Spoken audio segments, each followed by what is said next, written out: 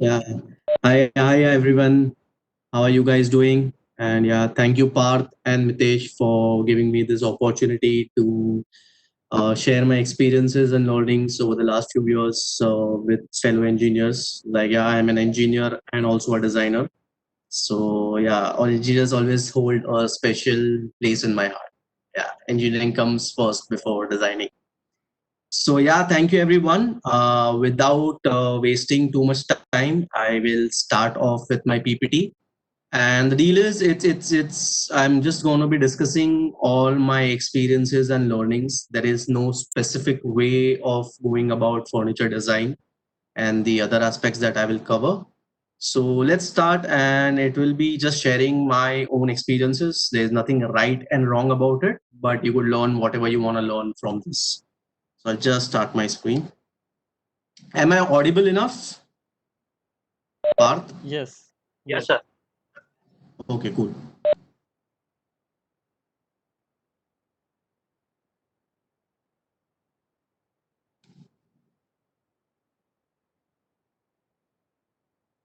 So yeah, hi guys, can you see my screen? Yes, sir. Yes. Okay, cool. So yeah, let's talk about furniture, design and more. So I'll just give a brief introduction about myself. I am Priyam Doshi. I am the founder and creative director of Nameplace Animal Thing. Nameplace Animal Thing is a design studio which I just started off in April. Like I had this name with me since the last 10 years. I always wanted to start off on my own, but I guess now I have enough experience to begin. So yeah, I just started off my studio in April. And in terms of education, I have done my Bachelor's of Engineering in Production Technology from DJ Sangvi College in Mumbai. Post that, I worked with Future Group for about 1 year and I went to NID to study lifestyle accessory design. And post that, I have been working with different firms like JSW, wherein I was designing metal furniture. Pepperfry, I was the brand manager for about three of their premium brands. And developed about 1,200 plus products for them. Then Lemon Design Studio, wherein I did a lot of space projects, a lot of window displays and stuff. So briefly, yeah, I am a multidisciplinary product designer. I do not limit myself to anything specific. Furniture is one part of it. But other than that, whether it's a trophy design or it's packaging or designing any fun and quirky products, I am open to designing everything because I feel that we should not restrict ourselves कि मुझे ये नहीं आता है वो नहीं आता है. We should always be up for challenges and always try to kind of learn more and yeah, that's about it. I'll not pakaw you more on that.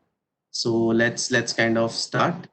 So yeah, what will we be covering? Every time I start designing furniture, this is the same expression of Darshil's safari that I have in my head. How do I begin? Like there are so many approaches, different things to be done. But like yeah, I mean these are the different things that come to my mind when I want to start designing.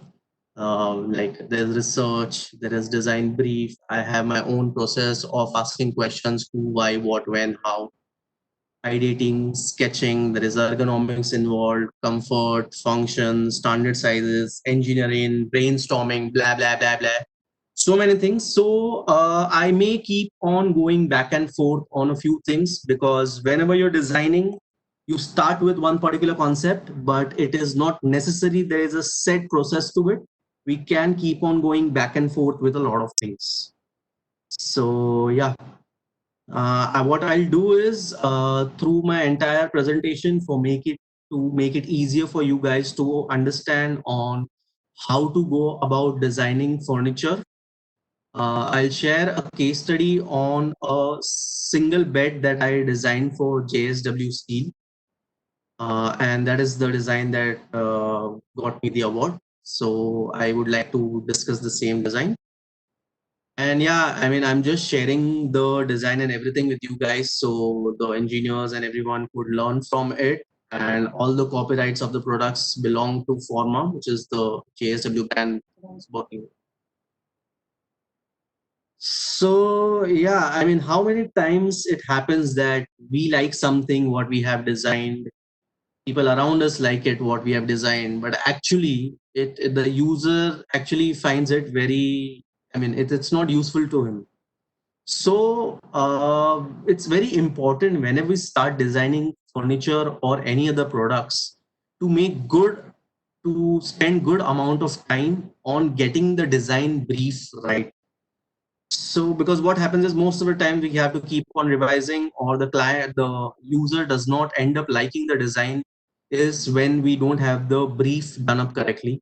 So to deal with the same, I have devised my simple set of 4 questions: who, why, how, and what, which I will discuss in the next slide.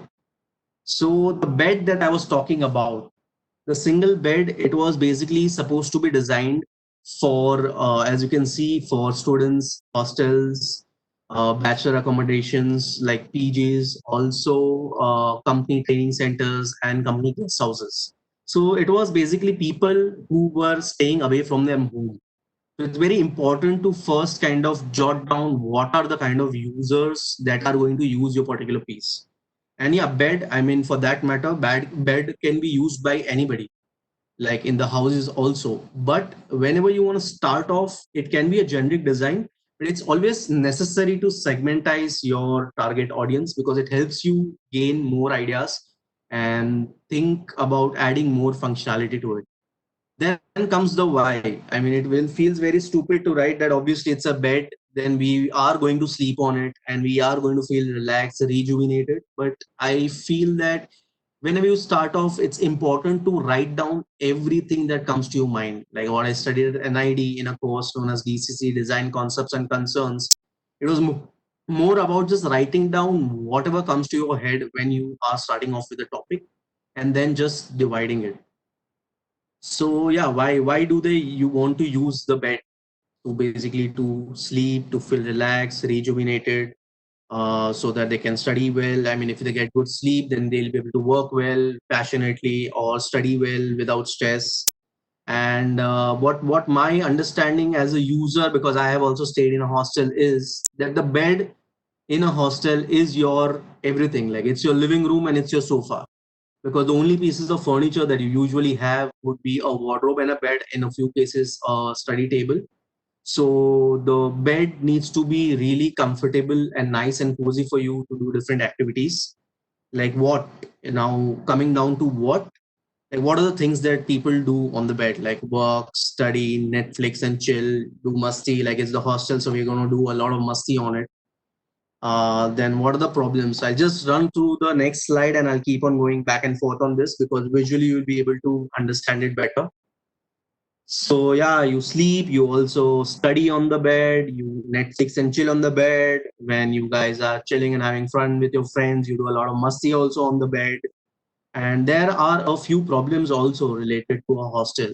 Like how many of us, while Netflix and chilling or working with a pillow tucked in behind our backs and working on a bed, we have the back pain. And the hostel rooms, like there is lack of furniture and we don't get the time usually, so the rooms are always messy. And what I have seen, especially in most of the hostels, is that the room sizes are very small. Like there's the bed, there's the wardrobe, the study table, there's hardly any space to walk, and we end up injuring ourselves. Like most of the beds that we see are very boxy and have sharp regular corners, because of which we do get hurt in the knees and stuff. So when it comes to what, you kind of understand what are the different things that people are going to do, it's very important to kind of identify the different problems, because the problems are going to give the solutions. So these were the two basic things. Then coming to the must haves. So since we were designing a new bed and we were trying to launch new products in the market, it had to be really unique. It had to be knocked down. Knocked down and flat pack is basically the kind of furniture that you get when you order things online. I'll discuss about it more in detail later on. And yeah, since JSW is a metal company, it had to be 70% metal and it had to be mass produced. And of course, when you begin any project, if you are designing for masses. So yeah, one thing I forgot to add was that I'll be specifically talking about furniture design for masses. Like for classes, you can end up doing anything because it's just one or those 5-10 pieces, and it doesn't matter much. But when it actually comes to mass manufacturing, you have to look at a lot of factors. So yeah, after understanding the pain points of the people, I kind of had it set in my mind that the person is already staying away from their homes, and they have a lot of stress and a lot of pressure to study or work and everything. So the bed needs to be really comfortable. So one pain point that I realize I need to address is the back problem. The other is if I could provide some sort of a storage to it in which it is quickly accessible, it should take care of all the clutter that we have. And the third thing that I had in my mind was I should try and avoid sharp corners. So based on that, I decided, okay, like if you go to how, I just said those things. And yeah, one more important thing is it should be easy to maintain and should be extremely sturdy, because we only know the kind of musty that we guys do when we are studying in a hostel. So yeah. So comes the next important point of doing research. So doing research on Google is extremely important because through internet we are connected to what are the different kind of things that people are doing across the globe. And I mean, it gives you all sorts of information, so that is also important. But at the same time, it's extremely important to do the research in real, like actually going to the markets and studying the actual physical products, because that will give you a better sense of ideas of how physically the product looks, what are the kind of sizes, what are the different materials that people are exploring, and what are the different kind of unique designs that people are creating and innovating every day. So you can find a lot of them online, but at the same time, when you actually go to the field and see something, that will also give you a lot of insights. So one is going to the market and doing the research, and the other is so simple. I mean, especially with the lockdown, we are so now used to digitally connecting with people.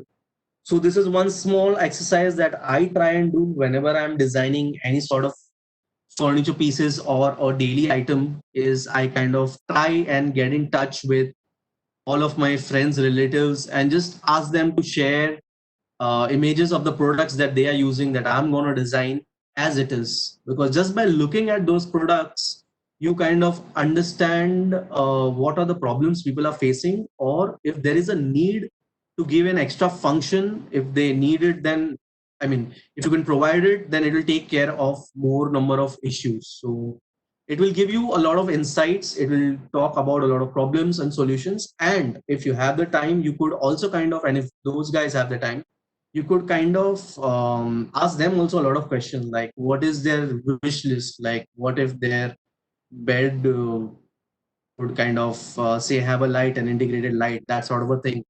So you could also ask for suggestions from different people, because at times people also give you a lot of ideas. So yeah, moving on to the next slide. So once I'm done with the initial research, I kind of try to just start ideating. So more or less, I have in my mind what I need to do. So in this case, I got a few images of different furniture pieces from different people. Then I did my research on the internet, and just to begin the process, I mean, just you need to start drawing something. But as you can see, my sketching is not that great. It is really bad.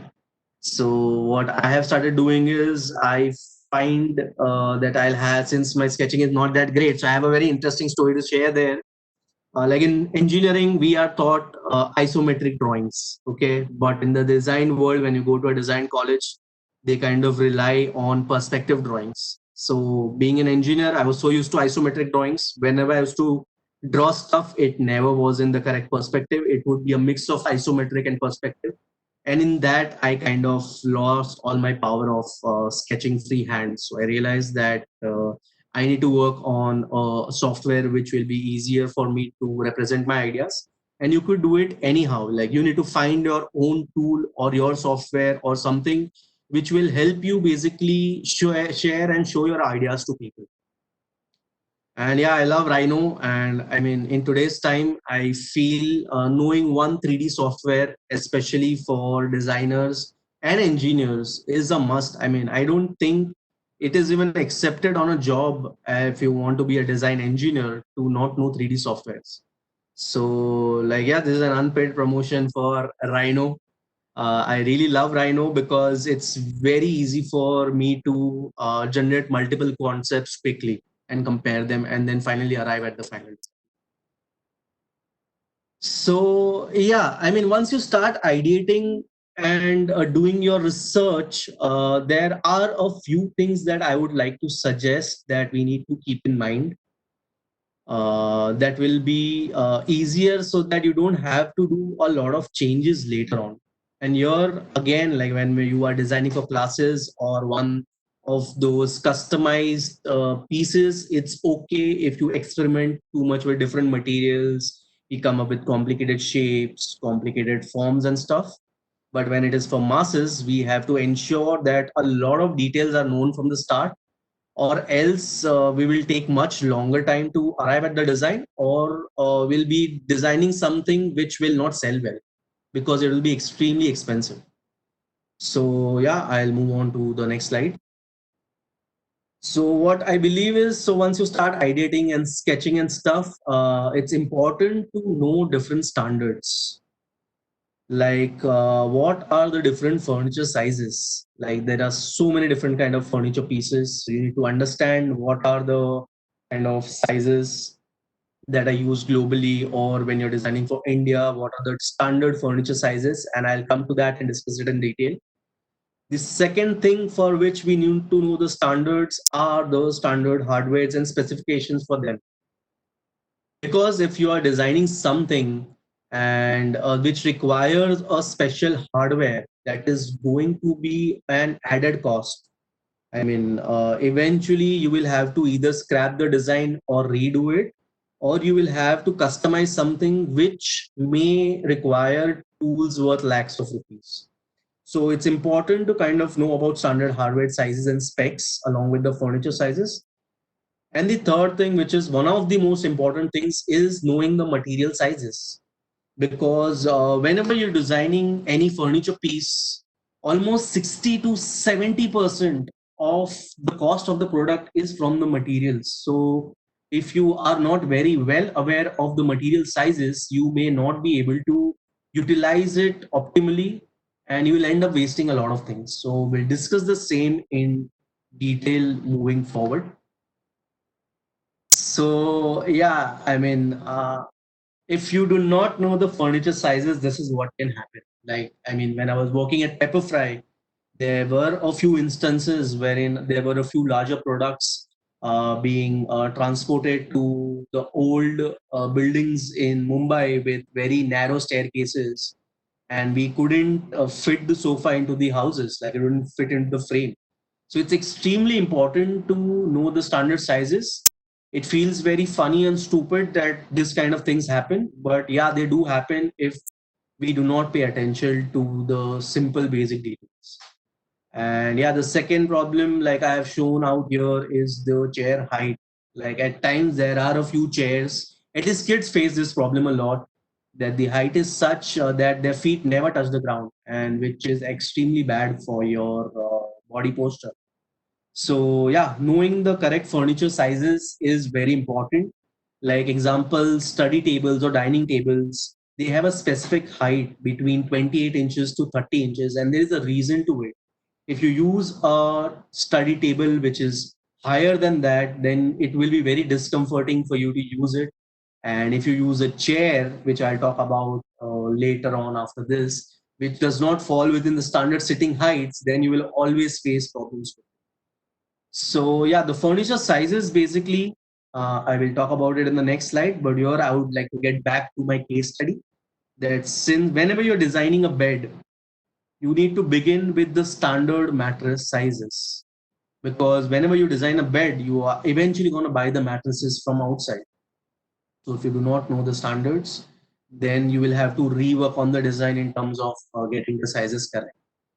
So Since it was a single bed, the standard sizes for single bed mattresses are 78 inches by 36 inches, and in a few cases 75 by 36.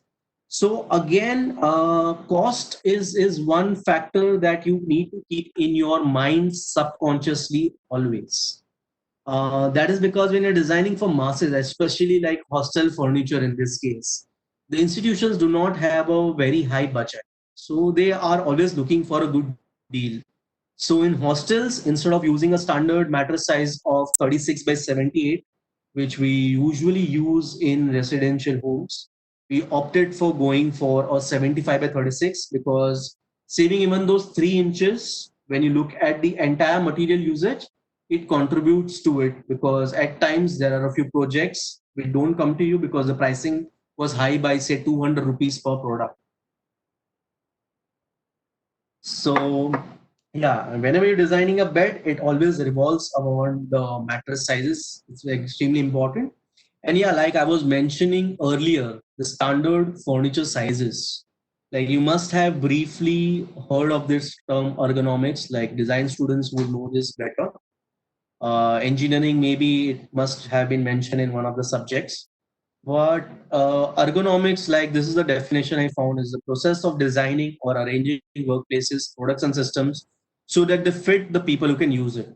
So, in layman's term, ergonomics is basically based on the way human body works. What are the body types? Like every country would have different standards based on the average heights of people, the weight of people, the different postures in which people sit, which are the actual good reading postures or sitting postures. It's a different subject. Like there could be an entire presentation on that. So I will not go much into the detail part of it, but most of the standard furniture sizes that you will end up seeing when you research about it have been derived from ergonomics. Like, for example, in this case, the chair. Any sitting piece that you're designing, wherever a person has to sit, the standard height is between 16 to 18 inches. I mean, this holds very true for India. Like I'm a little shorter in height, so I would prefer a chair which is 16 or 17 inches. But at the same time, the elderly people who have knee problems, they would prefer a sitting which would be 18 or plus in height. So you need to take a call since we had already defined who is going to be our target audience. We kind of know that we could go for a 16 or a max 17 inches height, and when you are designing products for masses, even that 1 inch matters a lot. So from here we kind of decided that the height would be 16 inches because for students it would be ideal, and also it would save us materials. And the second most important thing, like I mentioned earlier, I had in my mind decided that I need a backrest and it should be at an inclined angle. Like here it says it is between 5 to 15. So based on my research, when you're trying to sit on a sofa and work with your legs spread like that, I figured that the sitting angle of 9 to 10 degrees is suitable. So that is what I went ahead with in my design when I was trying to conceptualize. Now, moving forward to the second part of knowing the standard material sizes. So example, if you are designing, like in this case, I'm designing a metal bed. So I should be aware of the different sizes of metal pipes. Like what are the different shapes to begin with? So there is square, there is elliptical, there is round, there is rectangular pipes. And from the research that you do on the field and also on the internet, you will kind of know that what are the kind of sizes that people are using, because here we need to be extreme. Like I'll keep on stressing this again and again about the cost part of it. But whenever you're designing for masses, cost has to be there always in the back of your mind. So suppose if I am using a round pipe of 38 versus a 25 dia, it will have a huge implications on the cost. So I need to understand where are the places where need to use a thicker pipe, and where are the places where I'll have to use a thinner pipe. So it's important to know whatever material, like material needs to be decided in your head. Okay, these are the 2, 3 materials that I'll have to play around with. But in my case, the brief was very clear that since it was JSW, it had to be metal furniture. If you're doing designing wood furniture, or plywood or engineered wood, you need to know the correct material sizes. Like for example, I mentioned the plywood sizes, like the plywood sizes come in the sheets of 8 by 4, 7 by 4, 6 by 4, 8 by 3. So when you're designing a bed, if suppose this was supposed to be an engineered bed, like I said, the standard size of a single bed would be 36 inches, which is 3 feet by 6.5 feet. So I'll have to choose from your 7 by 3 feet, because in that the amount of wastage or the utilization is much lesser compared to using 8 by 4 or 7 by 4. So it's extremely important to know the sizes of different things. Like even I didn't know earlier that the handles that we use, the space between the handles, like the two holes, is also based on the machines on which they are made, and they are standardized for all kind of handles. So if you already know whenever you're designing furniture that what are the standard hardwares which are going to be used, then you will be able to design it well the first time. Like you won't have to go back and keep on changing it again and again, and hence you will be able to release and design the product in a shorter span of time. So I mean, knowing all these things, a, you will be able to optimally use the material. Second is having a knowledge of different shapes and sizes available, you may be able to do that slight innovation. Like example, in mass furniture, well, you can innovate, but innovation comes at a cost by investing lakhs of rupees in a die and stuff.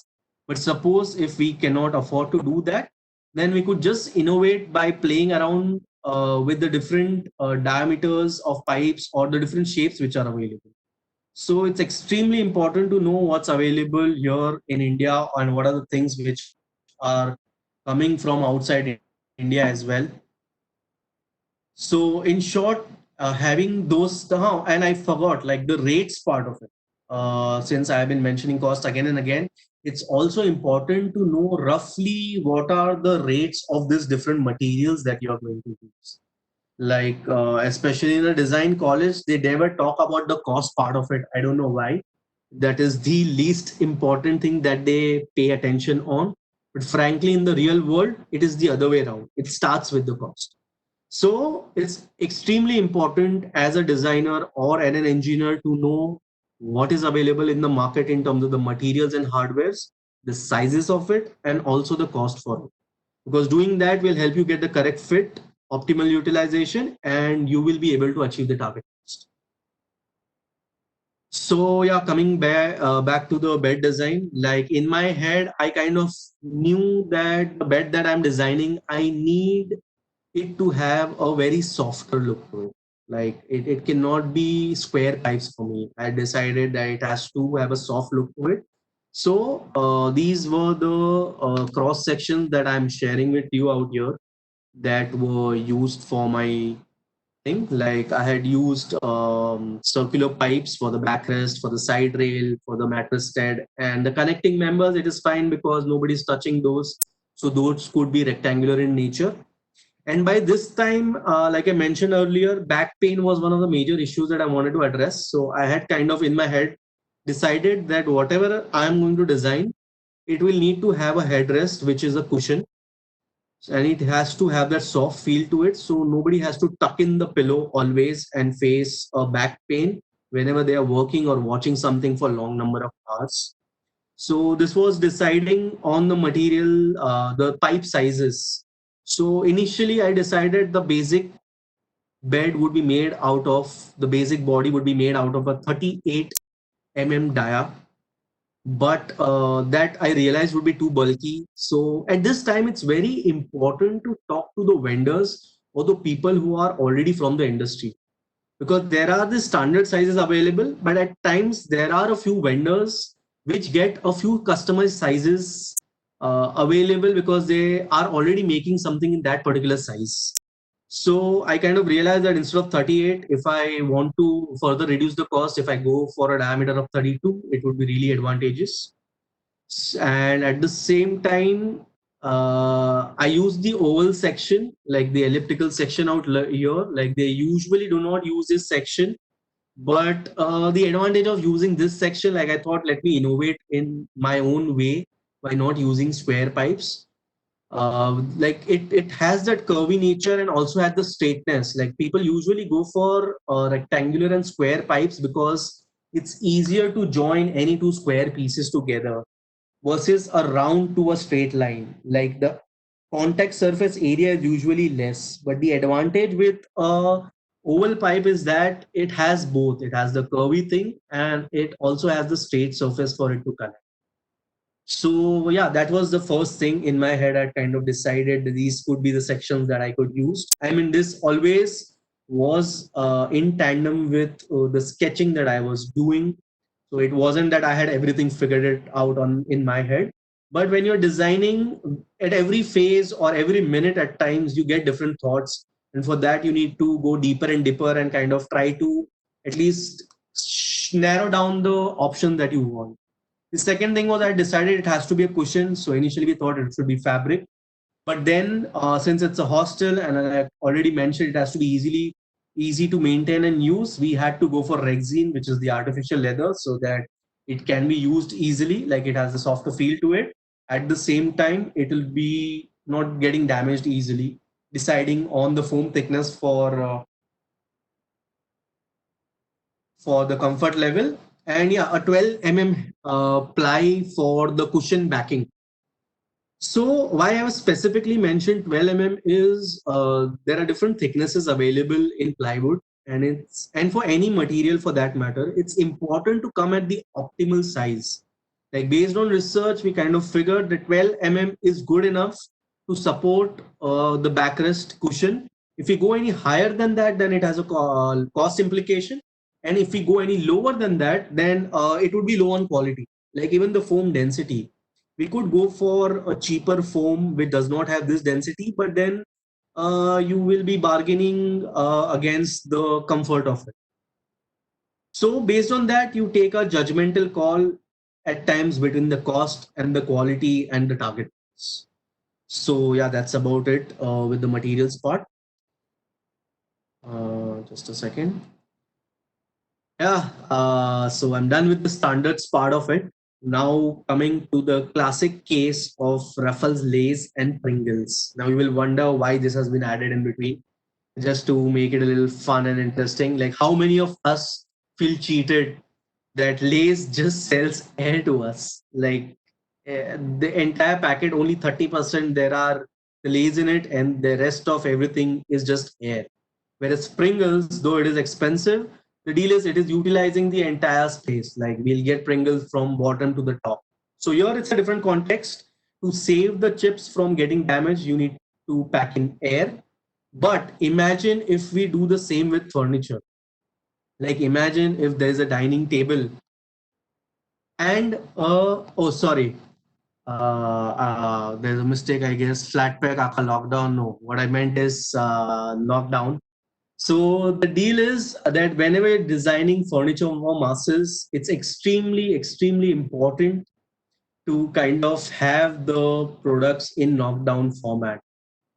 Because like the example that I shared, like imagine if there was that entire bed which had to be transported without knockdown, or a wardrobe piece. Like we would be just able to sell, I mean, in a truck, there would be hardly 8 to 10 different pieces that would come in. Whereas IKEA, I have shared the image of IKEA because to everybody, IKEA suggests knockdown or flat pack, whatever you call it. Like when you're designing furniture, it's very important to keep in mind that it has to be made knockdown, or else the cost of transportation will be 2 to 3 times more than the actual cost of making that particular piece.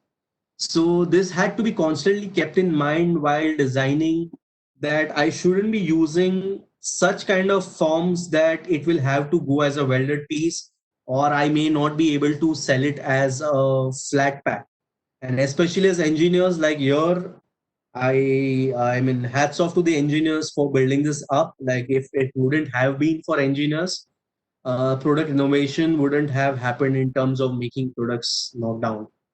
So, I mean, this is one of the most critical things in selling furniture. Like, as you already know, with the lockdown going on, things are going to become more competitive. People will be spending less for a while. till things are back to normal. And in those cases, when people are trying to save money at the same time, it is essential for them to buy a product. People who are making products which are of good quality and available at a really affordable rate, those are the ones who are going to win. So knockdown furniture pieces would be extremely important. Like it has been always there, but now it's like even the luxury brands are kind of going for knockdown furniture pieces because it's ridiculous to pay three times the money in transportation compared to the actual piece of the product. So yeah, I mean this would be a very interesting thing for all the engineers if they want to get into design, that you need to kind of master the knockdown skills. And yeah, in a few cases like say stools or chairs, there could be stacking. Like stacking could also be an another option for transportation, where it is like chairs and stools could be just stacked onto top of each other and sent out. So it's all about saving cost in the truck during transportation. So if you are designing a chair, it's extremely important to ensure that it's either stackable or it is a foldable chair so it can be flat packed.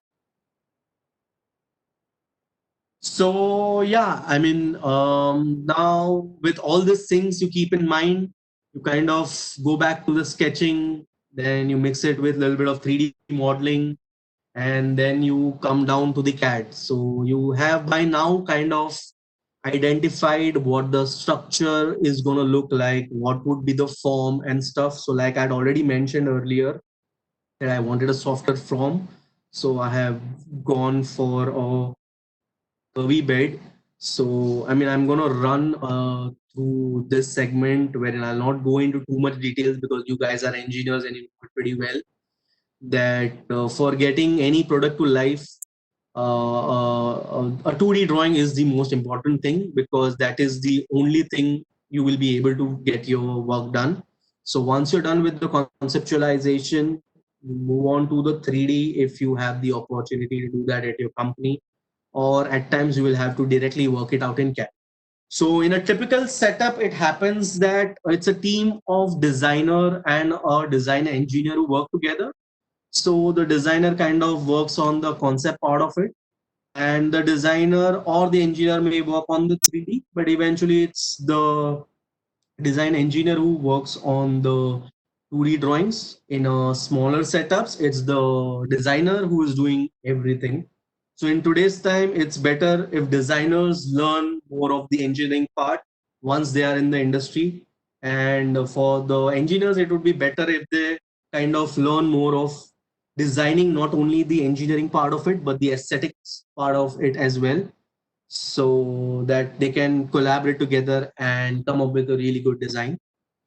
So after those steps of keeping different things in mind, eventually you make a 3D model and it goes into a 2D drawing for the first prototype. Like whenever you are designing, you can't go ahead with prototypes. I mean, it's basic common sense. No need for me to repeat it again and again. But yeah, these are the drawings that you would require for it to go to prototyping. But at this phase also, like whatever things that I mentioned earlier, we need, since it's going into the engineering phase, we have to ensure that we do optimal utilization of the materials, and we keep the one thing, the most important thing that we'll keep in mind. It happens most of the times that we design a beautiful product, but when we come to the engineering part of it, these are the questions that we are asked again and again. How much does it cost? Oh wow, it's a nice design, but the way things are made, I don't think we'll be able to sell it at this cost. Nice design, but it does not meet the target cost, so reduce the cost. So here come in the engineers, and they have to kind of be really smart about designing and developing the product in such a way that everything is optimal. Because when it is designing for masses, even that one extra screw matters. That one extra screw will lead to one extra hole. That one extra hole would lead to one extra process. So it's very important for engineers to come up with optimal solutions. So in the first prototyping phase, you may not be able to crack it really well. Hence, you go for the prototype. And once you view the prototype, you can kind of improvise and go on further. So there are a few things to keep in mind when you are developing the things to get the cost down. One of it, which I already mentioned, is the flat pack thing. Like we have to ensure that it's flat pack. The other sizes, like I already mentioned, is talking about the optimal material sizes. Like I mentioned earlier, I was initially planning to use a pipe of 38 dia, and then I had a word with the vendor and he said that, okay, we also have a 32 dia available with us. So in terms of the look, it didn't matter much. In fact, a 32 pipe look served the purpose, and it also looked very unique because you usually don't see beds with a pipe of 32 mm. So that really helped. The other thing is playing around with the thicknesses. Like we need to know what is the exact application of that particular thing. Like in case of metal pipes, there are different thicknesses available, and if the entire structure is dependent on that one particular part, then we have to ensure that the thicknesses is higher. We have to ensure, we have to take a call as to thickness of 1.6 versus 1.4. Will a 1.4 do? At times we may not be able to crack it only based on experience. Like we may go for 1.6, and post the prototyping you understand that we could have kind of gone for a 1.2 or a zero point 0.8. So few things we'll learn only after the first prototype is made, but before that we need to really use our brains as to it needs to serve the purpose of strength, at the same time should not be adding a lot of cost. So yeah, flat pack is the first part. I'll keep on repeating this again and again so it gets imbibed into your head that saving costs, flat pack is the number one thing. The second is playing around with the sizes, because that can really have a huge impact when we are trying to cut corners. The other thing is kind of wherever you're going to get it manufactured, like whatever vendors you are going to work with, it's extremely important to kind of have a conversation with them when you are beginning the project as to what are the different tools that you're using. Like example, in a metal pipe, when you want to bend a metal pipe, there are these dies that you require for bending the metal pipe, and at times the vendors are already making a few products which would be using those particular bending radiuses. So suppose you had kind of conceptualized a bed which had a diameter of 60, and instead of that, the vendor has a diameter of 50, like a bending tool readily available with him, with a, so that you don't have to invest in a new die to make a dia 60. Then, as a designer and an engineer, you should be ready to use whatever is available to reduce the cost. I mean, the cost in the long run wouldn't be higher, but that's a judgmental cost. That's a judgmental call that you take with your entire team. So it's important to use the existing tools and dies. And here, I would also like to add in that whatever the vendor you're going to work with, it's a good habit to kind of go and have a visit at their place, because you will see a lot of things. Consider it as a part of the research. Like whenever you're starting the project, if you could already have visited the vendor for to see their entire setup, what are the products they are making, you would be able to pick up a few things just by observing and asking questions, which you could incorporate in your own design. I think that makes a lot of sense, because that guy is used to doing a few things in a particular way, and if you adopt his style, then it would be production friendly and hence reduce the cost. Again, like I have mentioned earlier, that if we go for standard available hardware, like for example, we were developing a wardrobe, and in that we had come up with our own handles. Instead of that, if we would have done that extra research as to what is readily available in the market and have taken that design call that it's slightly different, but it will help us sell more than if you have the existing, like if you just pick up the existing things, it comes at a cheaper cost because that guy is producing it in masses, like it's in lakhs. So he'll be able to give you a better quantity, because initially when you begin and design something new, you would be making it only in say hundreds or thousands. So the cost difference would be huge. So whenever you're designing for masses, it's important to kind of use the standard readily available hardware or fittings or whatever you're using. Then comes the most important thing is optimal material utilization. Like example, in terms of using say plywood or engineered wood, the standard sizes are 8 by 4 or 7 by 4, 7 by 3, like I mentioned earlier.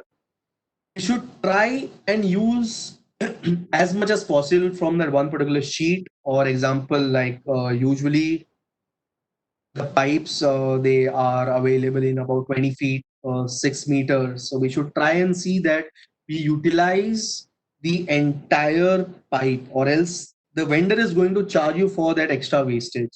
Or you may cleverly, what you could do is whatever extra stuff is being suppose if it's a pipe of 6 meters, and for a particular product you are designing, you are able to use only say 5 meters, that 1 meter is extra, the vendor is going to charge you for it. So what you could do is the other product that you're making, suppose 5 meters were going in a bed, and suppose if you're making a bedside table, you should ensure that that extra meter you use for the side table or the bedside table that you're making. So try and ensure that you use 100% of it, which practically becomes difficult.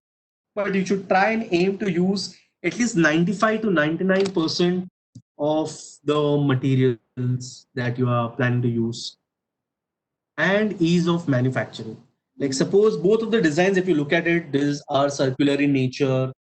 Both are very contemporary, modern. But if you look at the first option, like it has so many bends, there'll be a specific fixture to be made for it and too much welding to it. So that product, though it looks interesting, both of them look interesting, but when it comes to which one will sell more, like the one I have highlighted here, that is the one which will sell more because it is easy to manufacture it. I mean, we designers always have this thing innovating versus a typical standard product. But again, as I mentioned, we are talking masses here.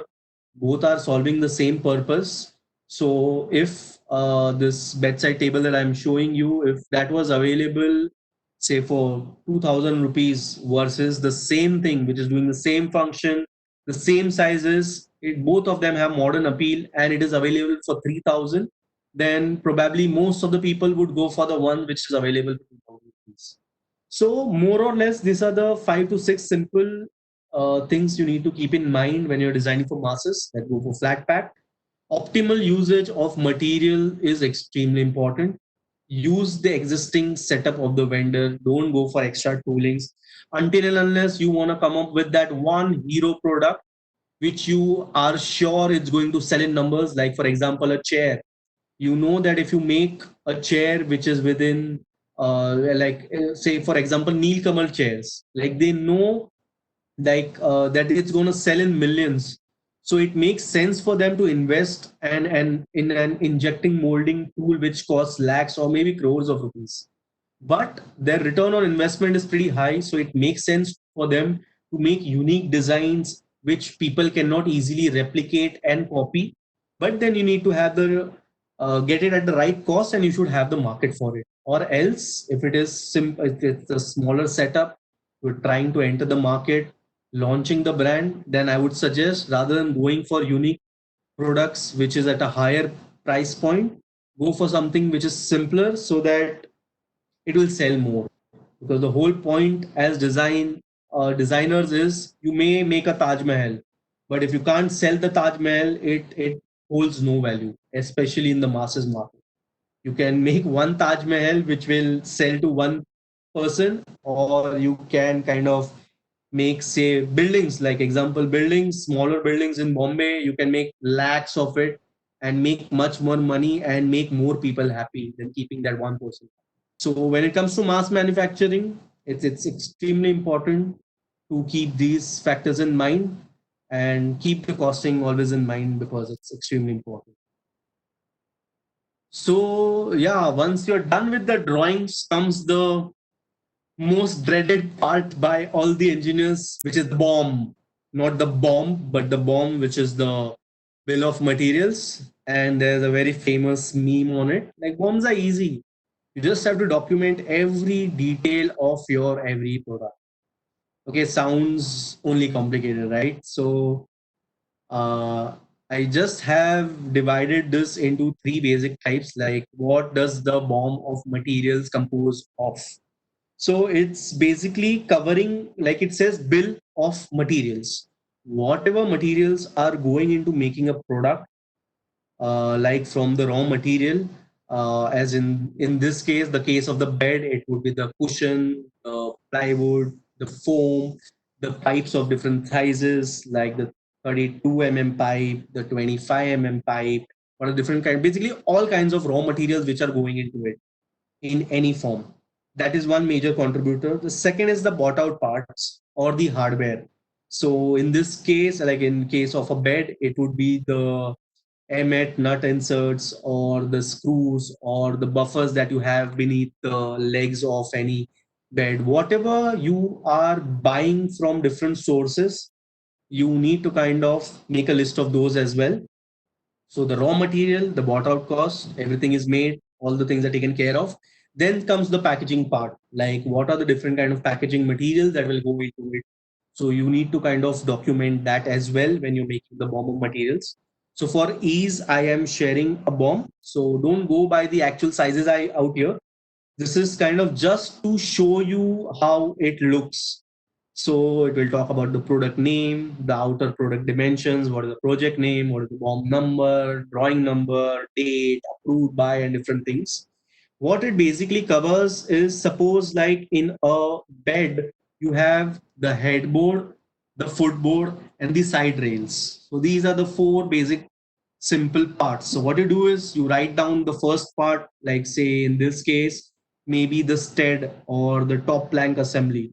Then in that particular piece, whatever are the different kind of pipes or hardware which is being used. So first you write down, like for example, the place, the mattress arrestor or the plank on which you keep the mattress. If that consists of say a outer pipe of, in this case, a 35 by 15 pipe, like you can see it out here. You write about that pipe, you write about the internal connecting pipes and whatever is going in that one particular part. So then you get all the parts together and you write down what material specification it is, what is the width of that one particular part, the height of it, the thickness of it, and in how many quantities are you using it, what is the total quantity. And then since it's metal furniture out here that we are discussing, like this was the BOM for the metal bed, we are talking about the weight part, but if it would have been an engineered wood product, it would have been the square inches or square feet or square meters, however they calculate it. It would just matter, but more or less, this would be the structure. You have to, like when you are designing for a company with so many products, you need to have your drawing number and item codes in place. After that would be the different parts, the sub parts of it, and the specifications for everything. It looks fairly simple, but trust me, anything going wrong out here could cost you a lot. So once you're done with the actual parts, you talk about the hardware, like what are the screws being used, what are the foot caps being used. You mention that out, in what quantities are you ordering it. Like here I have kept some numbers for your reference. That's how you do it. And then finally comes the size of the carton. Based on the size, you kind of write down the sizes and you will get the cost for the same. So this is what the BOM consists of. And now we come to the costing part of it. Like BOM, as I already mentioned, talks about the raw materials which are going into it and the bought outs and the packaging. These are the three things which contribute to at least 70% of the cost of the product.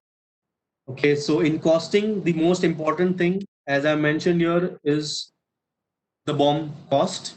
Then comes the process and the overhead cost. So basically, this is the cost that the vendor is going to charge you for processing the product. You could call it as labor cost, overheads. Everyone has their own way of calculating based on their setup.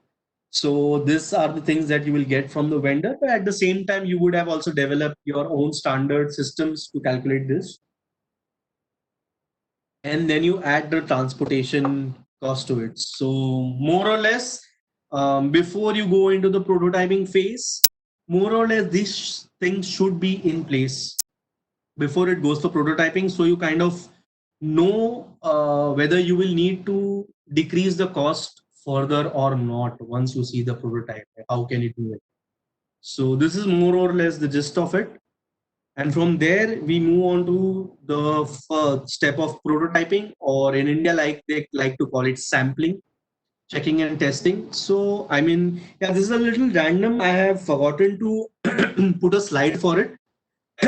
But I guess one of the most important things, like they say, sales वाले के लिए customer भगवान होता है.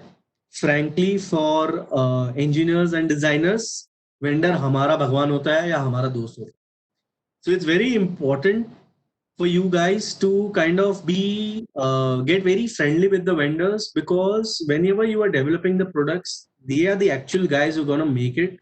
And since they have been working in the industry for so long, whatever you're making, the product will make or break based on how supportive the vendor is or how good relationships you have with the vendor. Like when I was working at Pepperfry, I was working with 40, 50 plus vendors. Eventually, there were this 8 to 10 vendors. We had developed such really good bonds that at times, if there was work, I have called them at 12 in the night, and without any hesitation, they've helped me. At the same time, when they were stuck and they had issues, they've also called me late in the night and I've solved it for them. So it's very important for us to build relationships, for that matter, for all the teams and all the external stakeholders. But especially with the vendors, it's very important for you to build that connection and build that rapport, because only once you do that, you will be able to develop good products and get the way you want to get your products done. So yeah, that was a little off topic right now, but since it was prototyping, I kind of got reminded of the vendor and I mentioned that. So comes the prototyping phase, wherein you kind of see the overall look and feel of it. But at the same time, it's very important to kind of check the strength of the product and whether it's sagging, bending, vibrating, or are there any issues with it. So actually, you have to sit on the bed, jump on it as much as you can, try and actually break it. If you're not able to break it, then you're successful. Like if the thing that you designed that did not bend, everything was perfect, nothing was to be changed, that is not possible. You will have to go for the second or the third prototype. But it's extremely important, like prototype is not only about the look and feel of it, but trying to think as to whatever are the different activities or the things that the user could do with the product, and trying to test those in the extreme conditions. Like example, you may not want one single extra pipe in the bed because to you it does not look good and appealing. But if that is causing a problem with the strength of the product, then you will have to put it. So as you can see out here in the images, it's extremely important to test the product, try and feel each and every piece. What I used to do is I was literally used to jump 2, 3 people. I used to make them jump on the beds together to check the strength of the bed, where it is sagging, what is bending. If it is not bending, it's perfect. Then maybe have we used extra material? Do we need to reduce some material? Like instead of say 6 pipes we are using, as like in this example, if I give, if there are so many slats being used, can we reduce one of the slats? Is this gapping, if we increase the gapping, would it serve the same function? So we can save in some material here. So prototyping looks like a fun activity because you are seeing something that you had conceptualized coming to life. But if you get very critical out here, it would be really advantageous in terms of the looks, the first part, in terms of the strength, whatever things need to be added at the same time. Whatever is extra, whatever can be removed to reduce the cost, you should try and do that. So this would be just the basic level of testing. Of course, there are this standard testing parameters, but as an engineer or designer, these are the basic things that you could do at your end. Of course, there are different QC teams who would be doing this. But if you are the engineer or the designer who has worked on it, it is your duty also to check that everything is in place.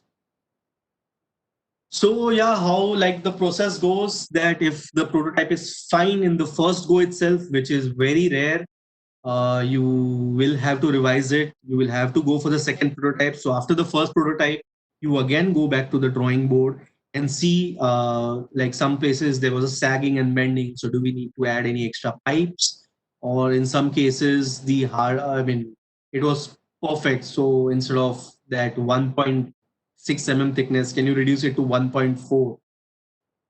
What are the different things that you could do? So again, going back to the drawing board, again going for the second prototype. Usually, it takes about 2 to 3 prototypes to get a product for mass manufacturing ready. So once you do that, also you release the final drawings for the pilot lot. Pilot lot is basically the first lot. So like it's common sense, like whenever you're going to launch a product, like you think it will sell in hundreds, but the first trial you don't know till you test the market. So it is usually from the sales side also, and from the manufacturing side also, it makes a lot of sense to take a batch quantity only. Then based on the first 2 prototypes, you make the pilot lot, and then you kind of see what's the response. Are there any failures? Everything is perfect. If there are any failures or slight changes required, then you again go back to the drawings, revise it, and again do the pilot lot again. But if everything is fine, you can immediately go for the production part of it. And then now, I mean, I guess I have more topics to cover, but I will now at this point try to show the design, because I guess all the examples I've given so far, I've been just talking, but visually, if you see whatever I mentioned in the product, it would make a lot of sense to you. So yeah, that's the design. This is the design that I am thankful because of JSW that I won the award for this particular bed. I would say the bed won the award, the design won the award rather than the designer out here. And I'll just show one video to you, and then we can discuss in details what are the factors that I just mentioned were covered in this. Just a second. So yeah, just take some time to go through this.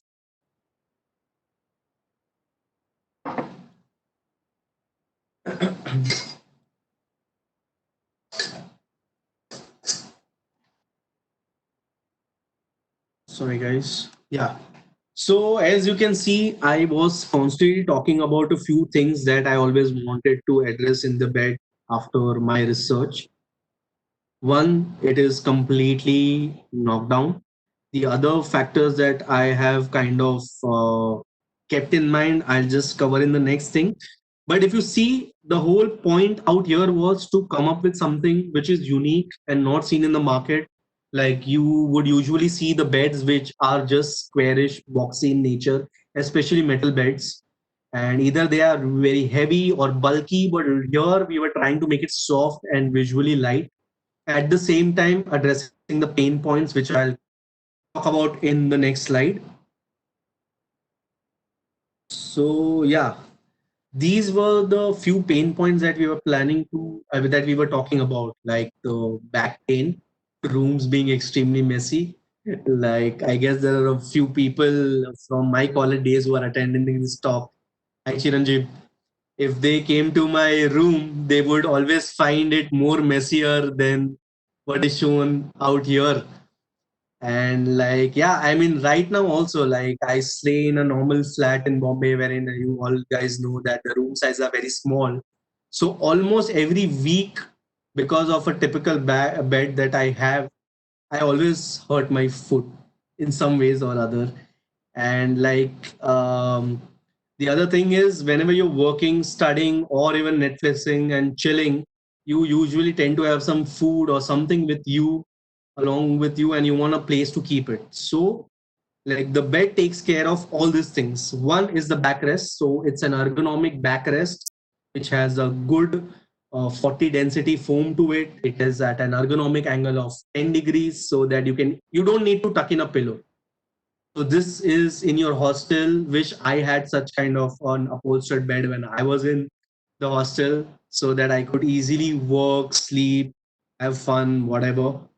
Second is like an open storage. Like I'll tell you why an open storage has been given. Like my mom wouldn't like this design, because it is an open storage ki ganda ho jayega, dust pakad lega, I will not buy this bed. But this made a lot of sense as per our design brief. Like, suppose in a day-to-day time, how irritating it is to open a drawer, put in your daily stuff, or even if it's a lift-on bed, like usually there are these boxy beds wherein you have to take off the mattress, you have to take off the plywood on top of it, and then put in the stuff. So my whole point of having an open storage was whatever messy things that you have on top of your bed, you can just dump it beneath your bed. Okay, and like a side tray, like usually hostel institutes, they do not give a side table because they do not have that kind of budgets.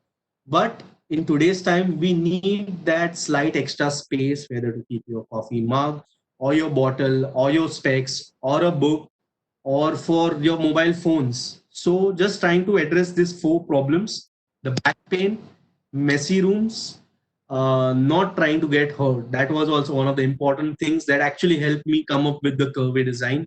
And yeah, a place wherein the coffee or the drink that you're having wouldn't spill onto the bed because you've kept it on the bed. So yeah, these were the four basic things that I tried to cover in this. And yeah, like how we always do, new slide. I mean, when we are saving things, we save it as a new thing and then it keeps on adding and adding. Now coming back to the packaging and logistics. So I have already spoken about the flat pack thing earlier, but in furniture, since it's a high value item, we packaging and logistics become extremely important.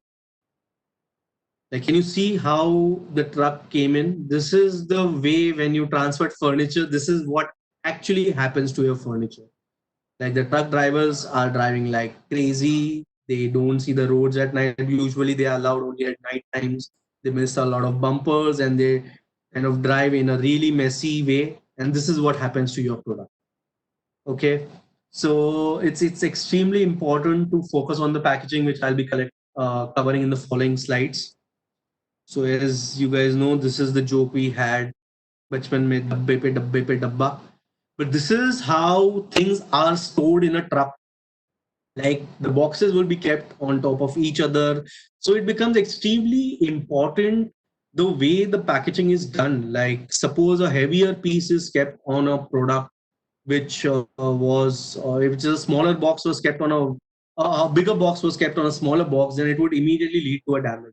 But you have to ensure of all the different possibilities, because frankly the people who are actually handling the boxes, like the people who are loading and unloading it into trucks and boxes, for them they do not understand that this is furniture and it has to be handled with care.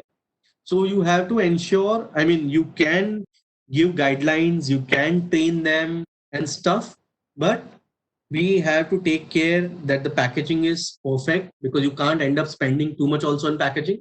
At the same time, it cannot be bad, or else this is what will happen to your package, like I showed. So now moving on to talking about packing. So why am I emphasizing too much about packaging is, suppose you have sent 10 products, 10 furniture pieces, and you are happy that you sold 10 furniture pieces. That one product that goes damaged will take away the, like in furniture for masses, that one product which was damaged will come refunded, and whatever profits that you have made in those 10 products will go down the drain.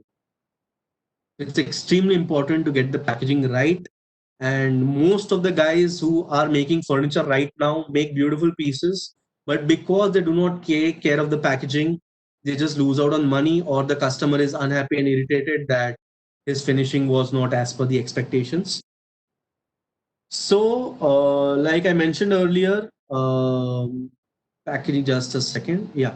So using the perfect box sizes, suppose the box size needs to be perfectly done, like it cannot have too much of gap in it, or else like the trucks, it will kind of dangle, all the things would dangle within each other and maybe scratch either each other. So we have to ensure that we are giving enough clearance for people to pick it and remove it from the box also, because if you don't do that, then they will try to just pultify the box and it could just lead to damage while the product just drops. So you have to pay attention to this, that you have to ensure you study the parts which are going into it and give enough clearance. At the same time, it shouldn't be too much of space for the things to move inside it.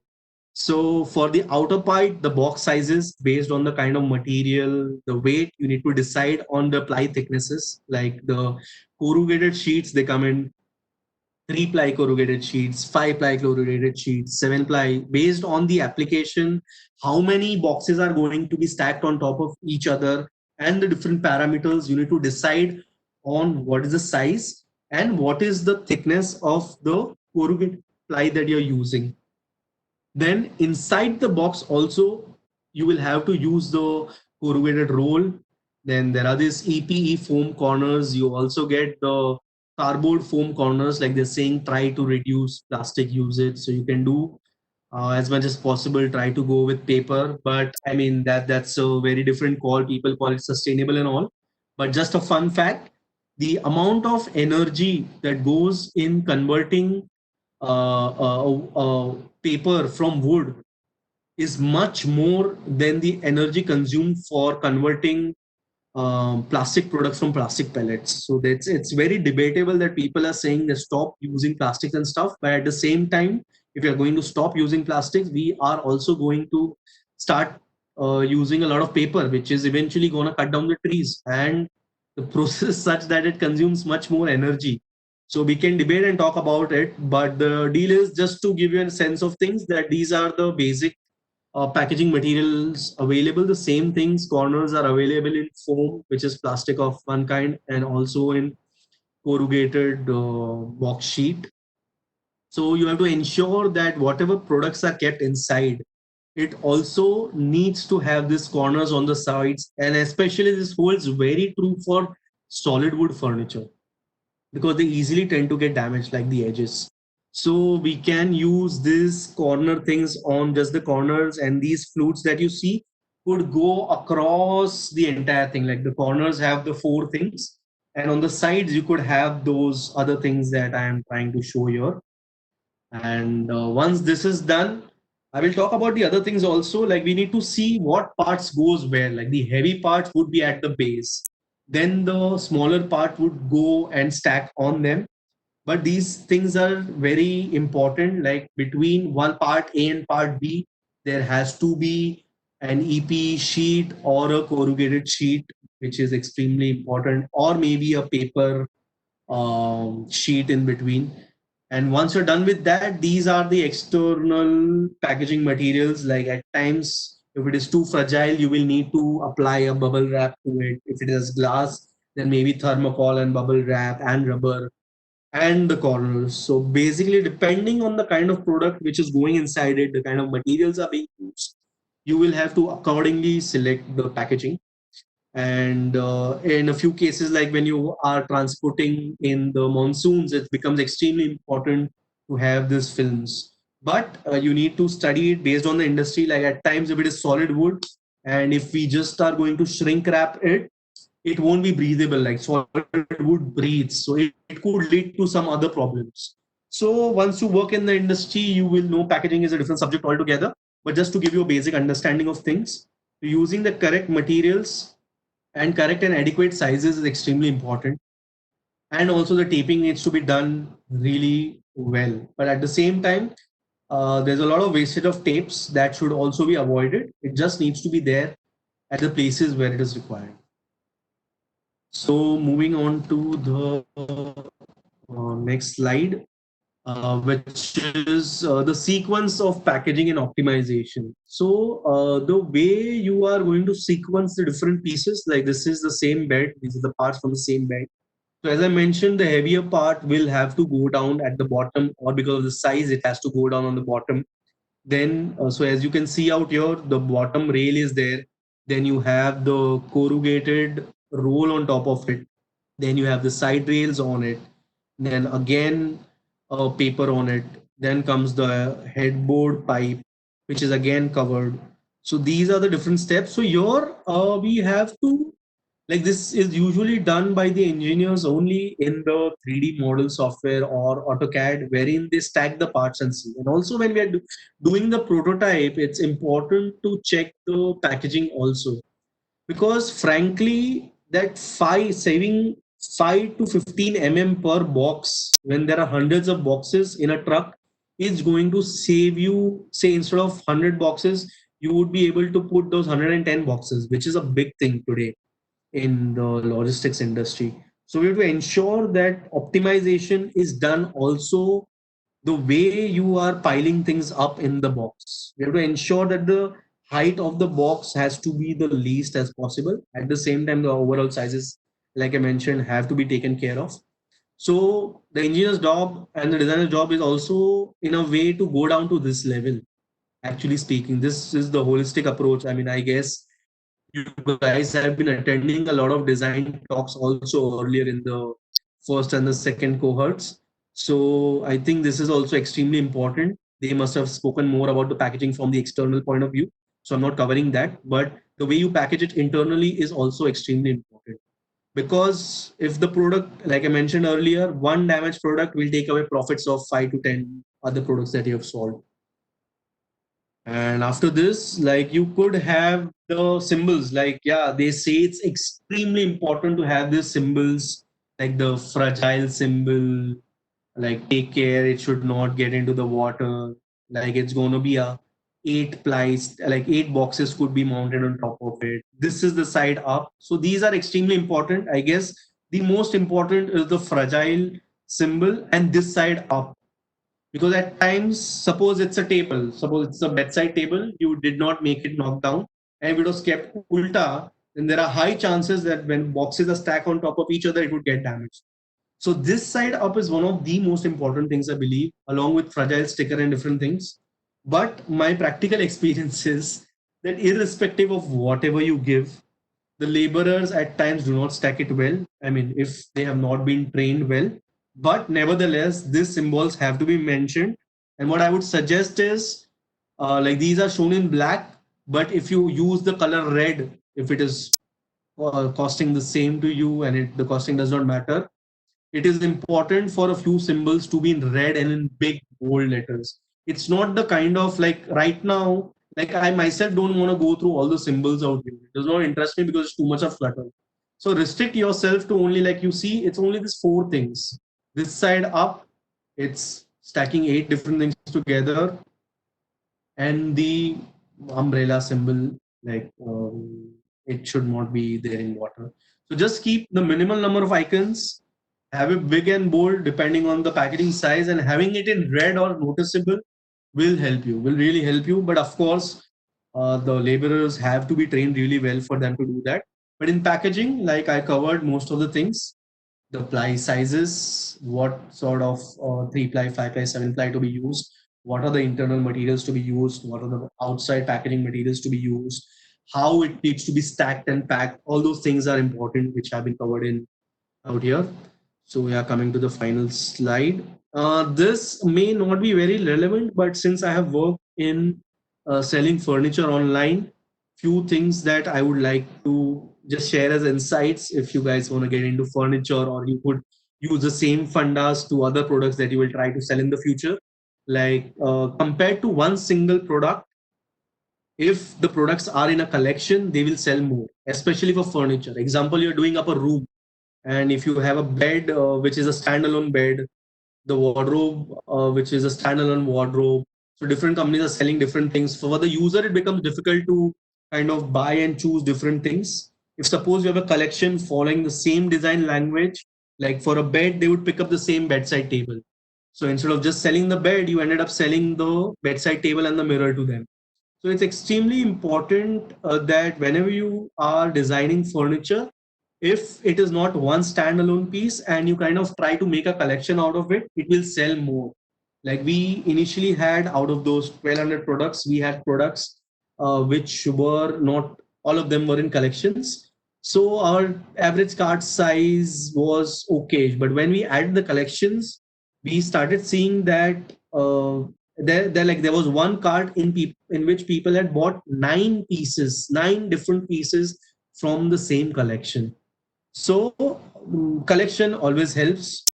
This is one part of it. In terms of the selling, I'll tell you the other advantages. Whenever you're building collections, like it has the same design language, the same pipes being used, what you're doing is it's making it production friendly. Like if there are three products to be made, like I'll show it to you out here. Suppose if there were three different beds made, it becomes easier for the with the same sizes. It just becomes easier for the supplier when he's doing the production that single bed ka pipe bhi same hai. Even for the queen bed, the pipe is same, and even the pipe size for the bunk bed is the same.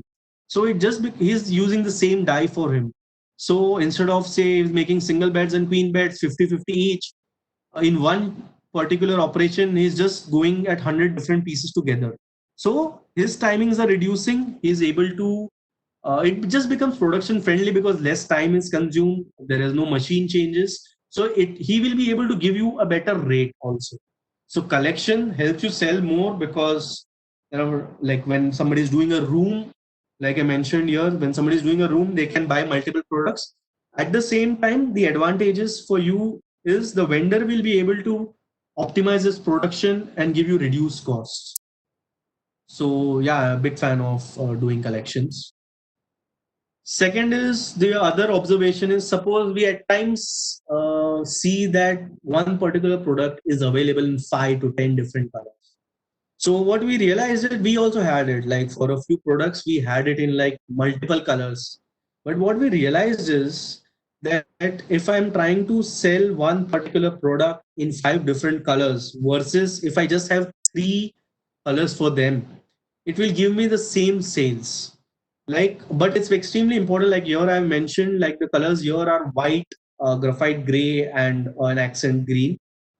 So instead of giving multiple choice of colors, like very bright 5 colors, it will not sell. If you go for neutral colors like black, brown, white, these are the ones which will sell more. That's the reality. Example, the closest example that I usually give in this context are the cars. Like usually the cars you will see the ones that you see on the road, white and blacks only sell more. There's a reason to it because it appeals to everyone. Similar is the case out here. I guess I just saw the time that it's 6:30. Parth, is it fine if we go on for more 10 minutes or do I cut it short? Parth? Okay, I'll just continue for the next Yeah, you can. 5 minutes. Yeah, it's fine, sir. You can continue. Okay. Yeah, I mean, five instead of five, we just go for 3 color variants. It becomes easier for the production also, and you will also end up keeping less stock. So yeah, that was another important learning. It's not important to give too many color options.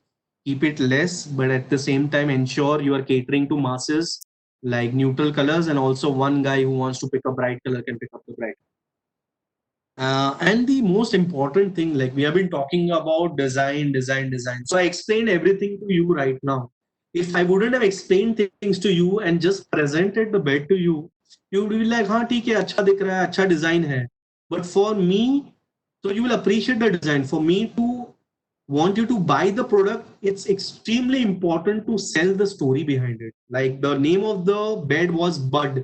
It's basically a buddy for you because it actually takes care of you in the hostel. If the story is sold like that, like it's taking care of your back, it's helping you store your stuff, it also has a side tray.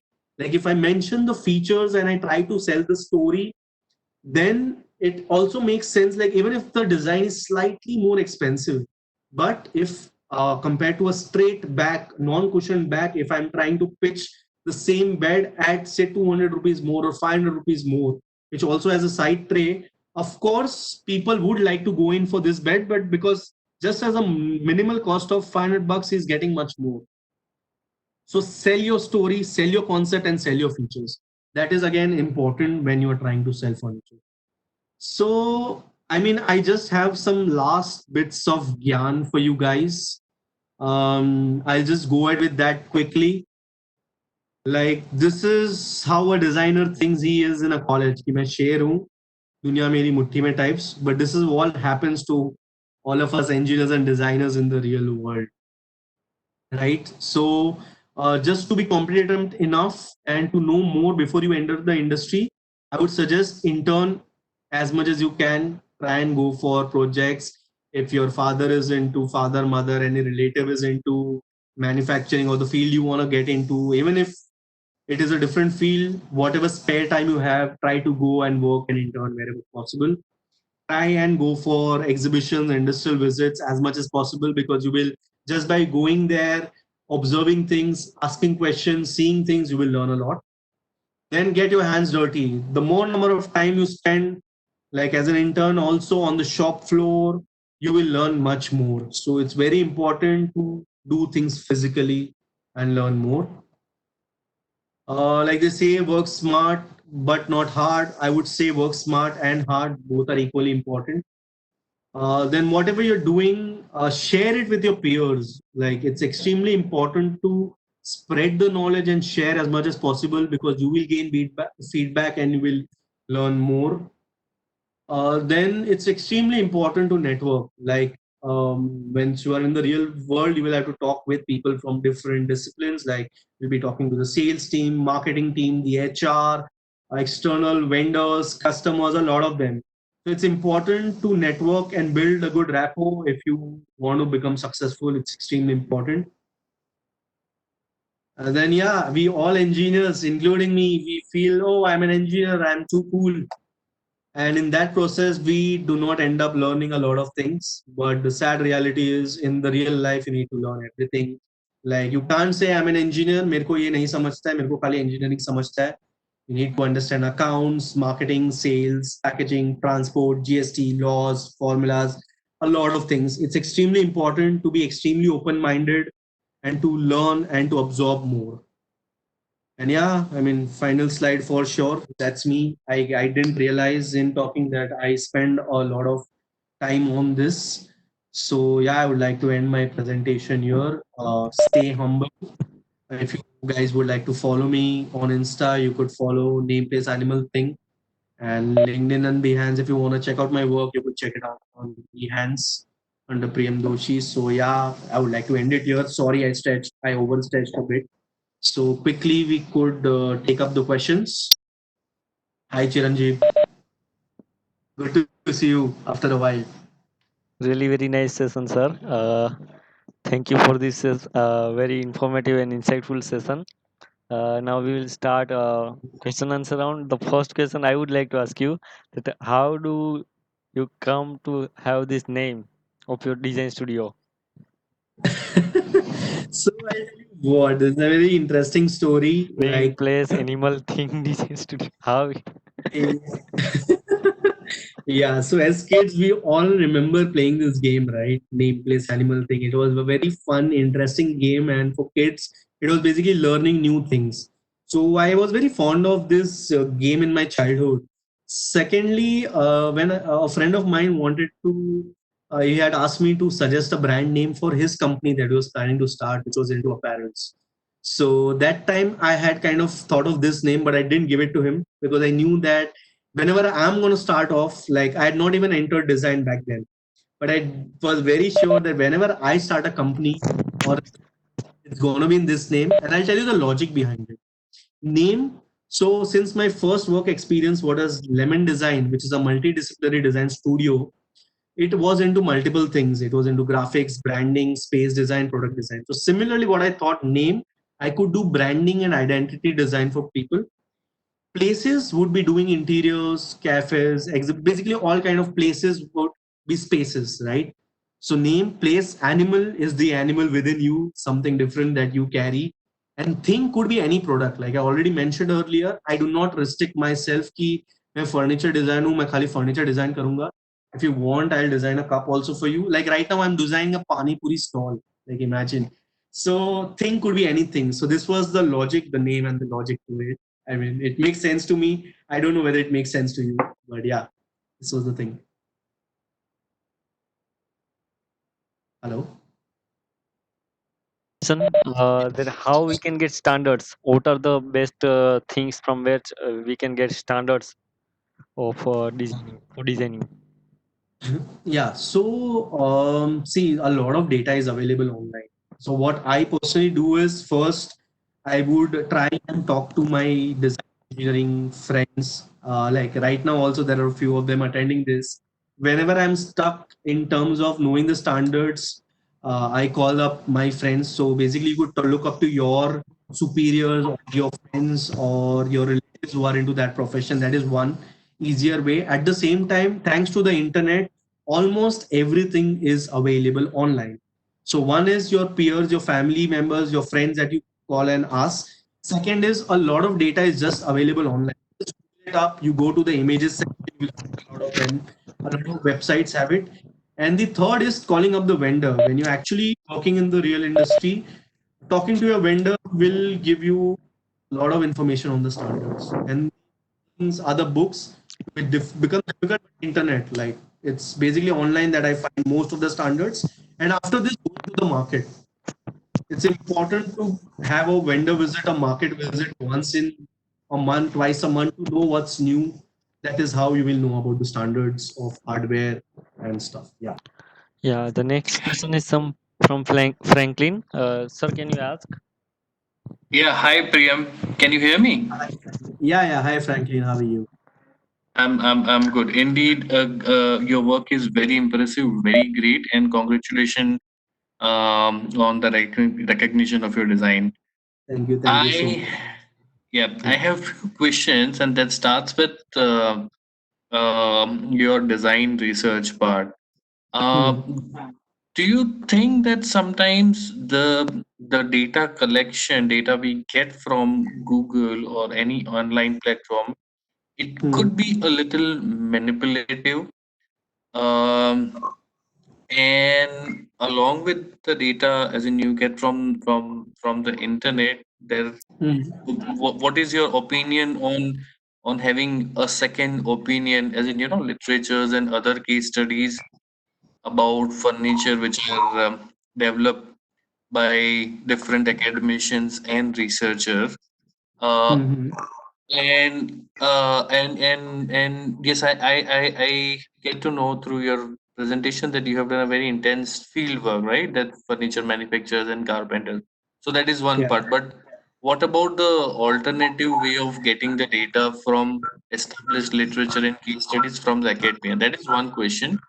Second Okay. is, you already said told your view about sustainability.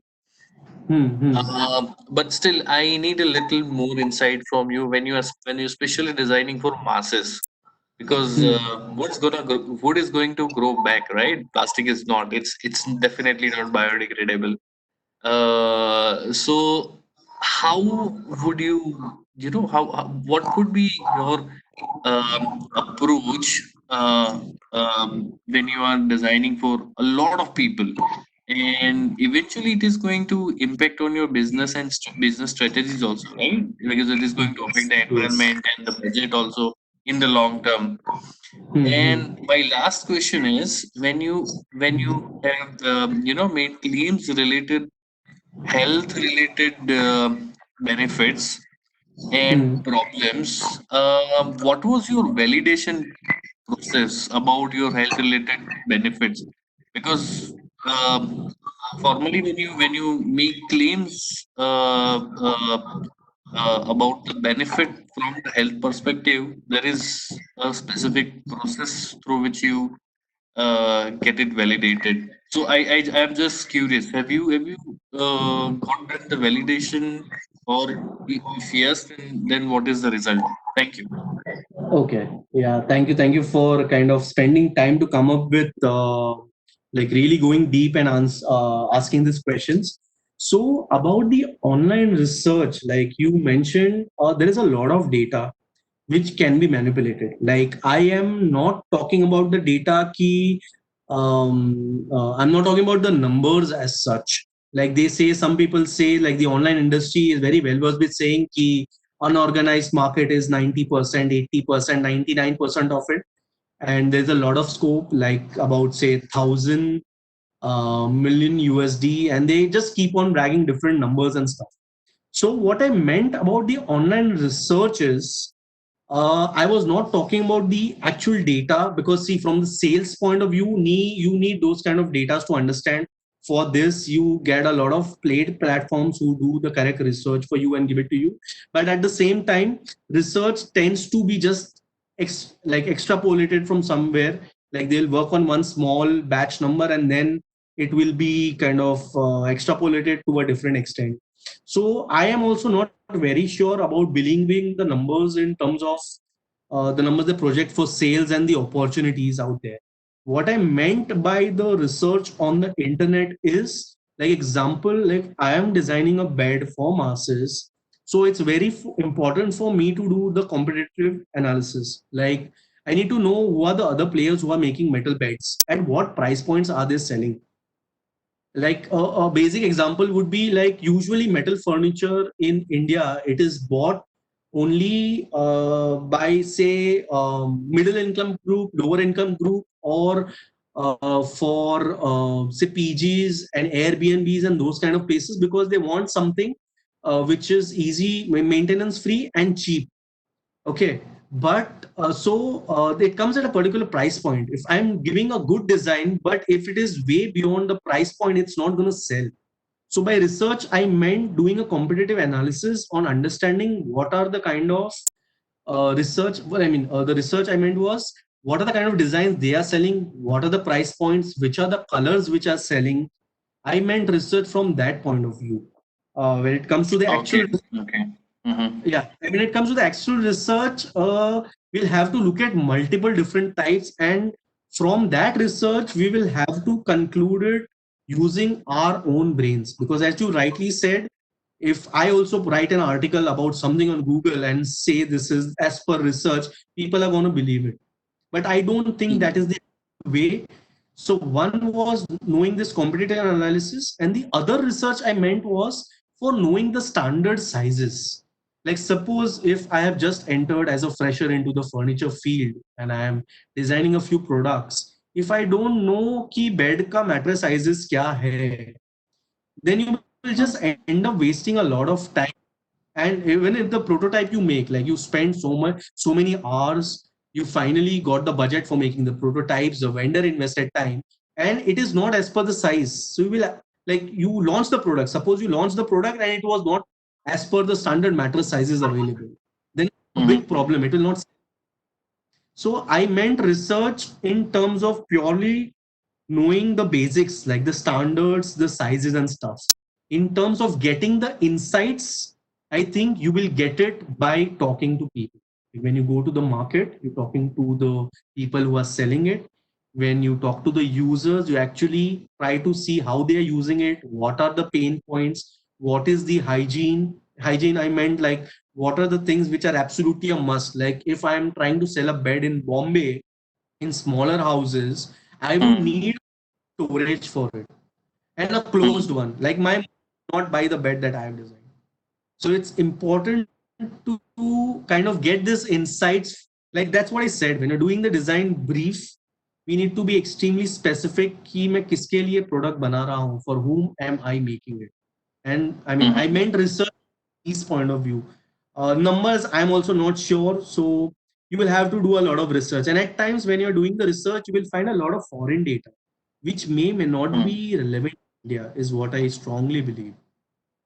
Though we always look. Yeah, that was the burning element to ask this question, because in India we do not have uh, that strong standardization of data when as in, and when you talk about data as in any of the sectors, like, right from buying a shirt or t-shirt from of a certain size, and from different brands that's going to be little vary, right? And that same thing applies in the furniture industry as well, as in based on my understanding.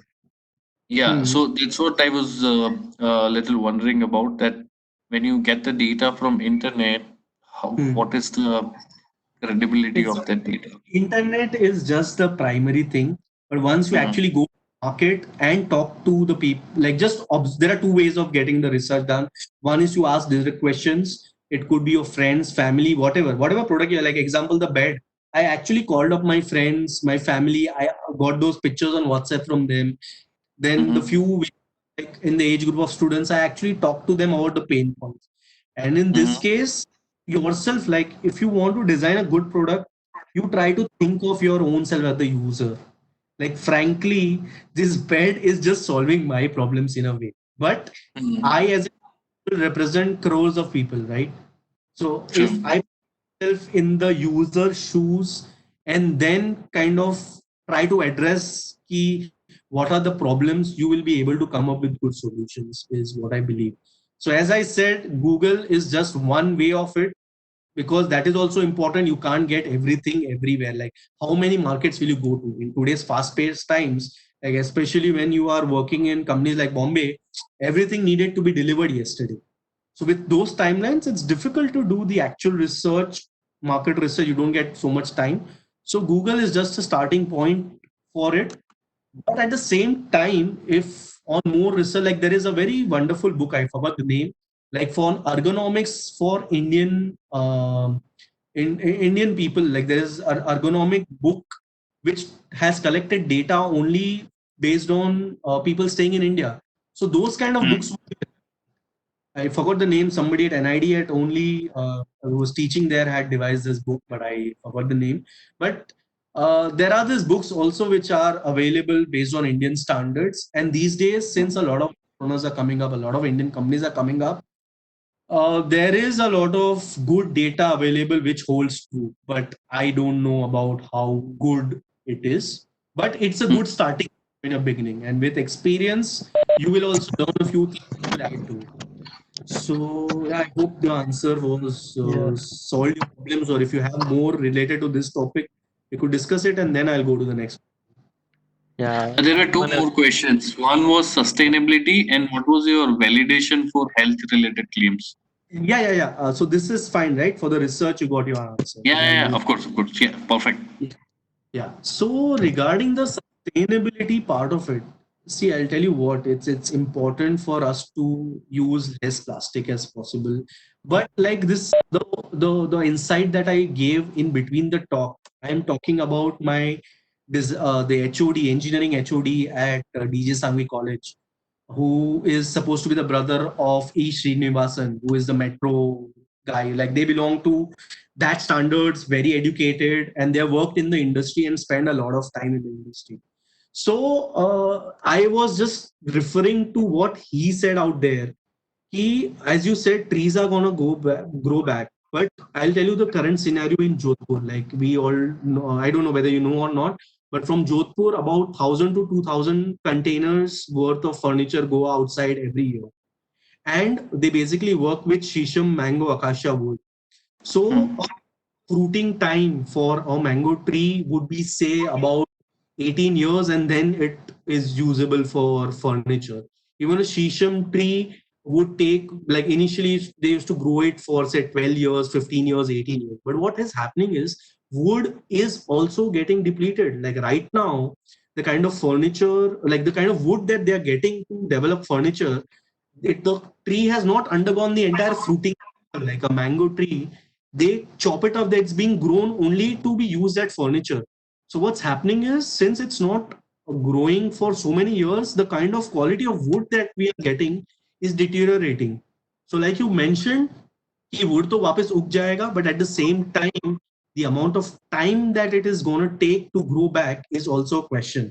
So this is very debatable. But like coming back to my professor, what he had said is the amount of energy that is spent on making a paper bag is much more compared to plastics. I agree, plastics use nahi karna chahiye, kam use karna chahiye, but the whole point is, like if I am supposed to sell chips or any food for that matter, what is the other material? Like if there is any other material, I am happy to use it. Okay. And also it becomes very important for a businessman, like important as in a businessman is a pure businessman. He's just Yeah, going of to course. look, yeah, I'm just going to look at ये plastic मेरे को 10 पैसे में पड़ रहा है versus 25 पैसे plastic which is biodegradable. So if somebody is trying to offer that, then if we can come up with better solution, if it is offered at say instead of 10 paise at 15 paise, so I am also educated businessman, then I would like to go for that 15 paise one. But if it is at 25 paisa, I'll have to take a call. Like in lockdown right now, like a lot of people, things are getting shut down. So if the same thing, if plastic replace karna hai, then is there an alternative for it? Till the time we find an alternative for it, I think people are going to use it, and it will make sense that we go for recyclable plastic where possible.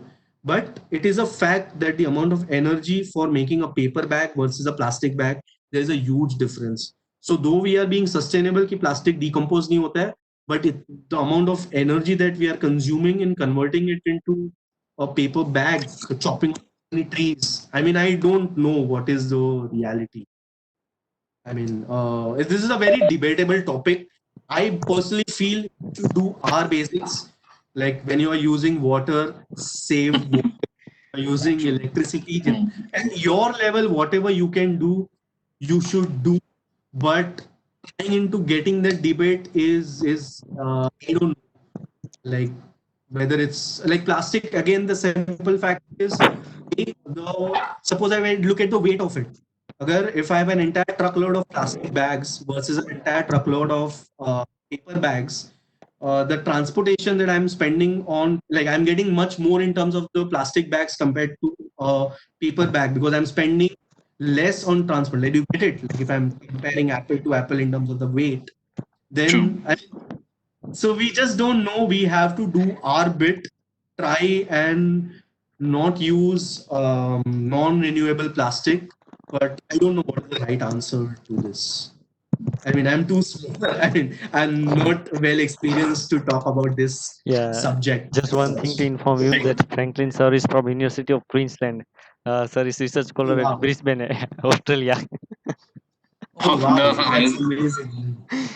I have a very music background. I am from an as in I'm not from NID, but I have worked with NID for a very long time, 10 years. Oh, wow. Oh, wow. And it's so heartwarming to see NID designers doing so good.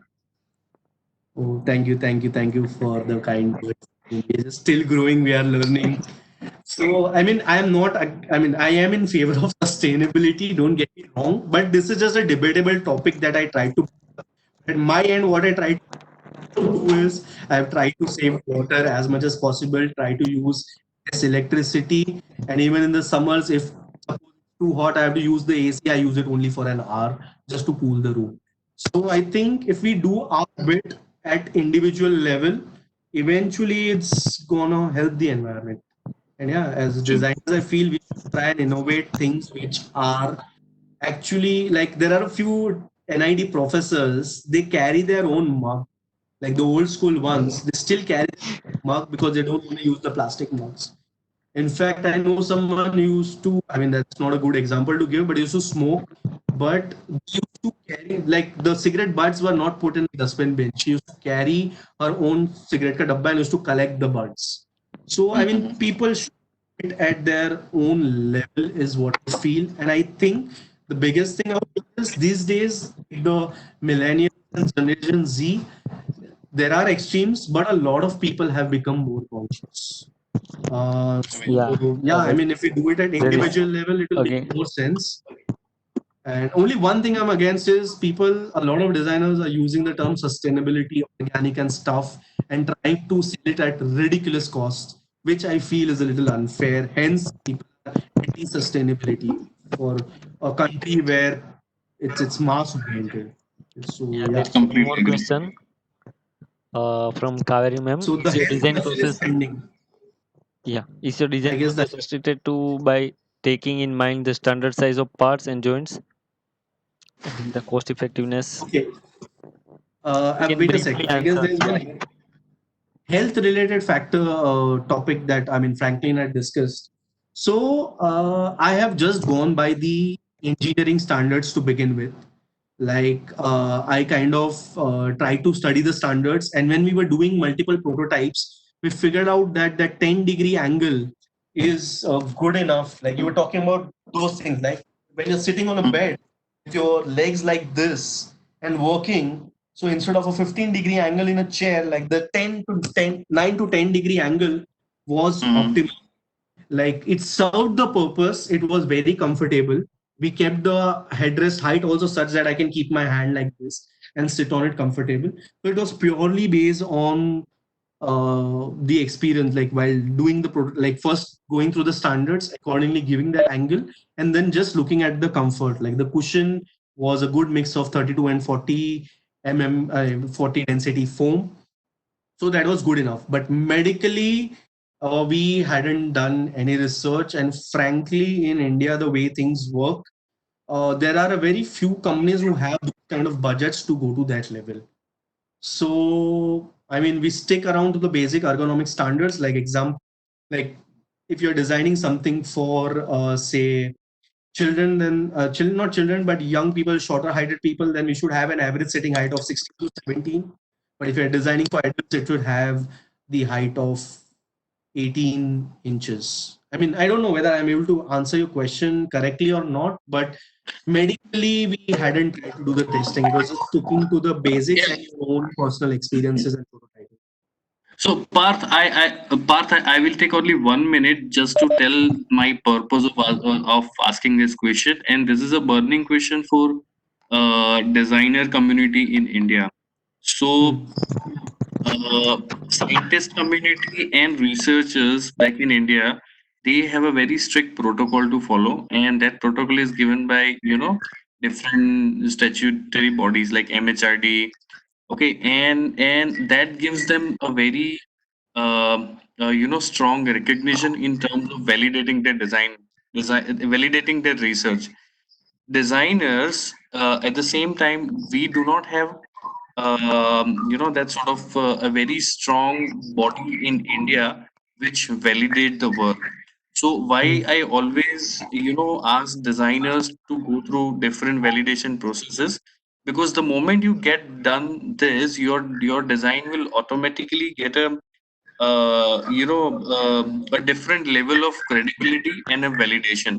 So True. and the moment you want to put it on a next platform, there won't be a lot of questions from different experts which are involved in that design. Because when you talk about your design, in the moment you put a single line that this is going to be medically or related to wellness or well-being, there is going to be a question. There is going to be a tons of question that what is the quantitative, qualitative analysis and research you have done. Yeah, yeah, Yeah, yeah, and yeah, that's makes where sense. designers they feel little left out Hmm. compared to the research community.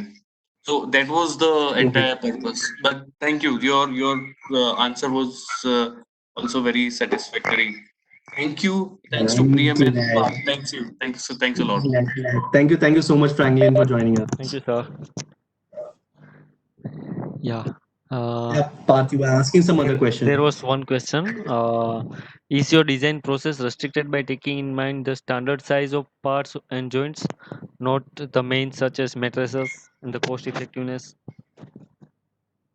So it's not necessarily always restricted to that. I mean, that was just one of the ways so that, see, conceptually, the design was very different than what you usually see. It is not restricted to that, just that knowing this, see, this I am specifically talking about designing for masses, wherein cost is the biggest factor, especially the metal furniture industry. Like, it is a fact that 100 रुपए के लिए लोग दूसरा product ले लेते हैं. So it's good to know the standards, but at the same time, if you can innovate by getting in some small changes, that is also welcome. So it is not at all restricted to this process. I believe there is no specific design process. Everyone needs to follow their own process, their own thinking and thought process. But if it is furniture for masses, it's better if you know the standards so that it will sell more. That is the only objective. I believe good design is one which will sell more rather than it being very artsy and appreciated online, but it does not give you the numbers. So yeah, hope this was a satisfactory answer. Yes. Yeah.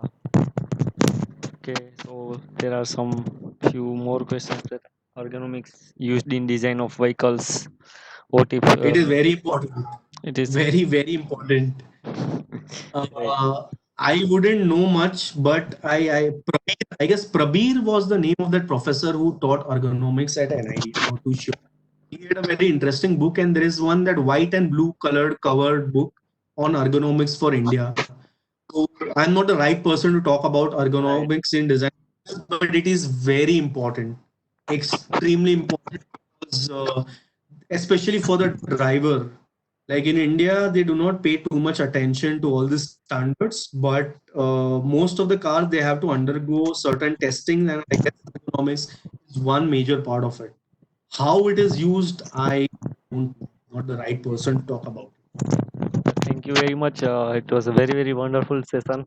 Really, Thank you. Just a second. I guess Jaimik has a very important question. yeah. What can go if we make mistakes in BOM? What will go wrong?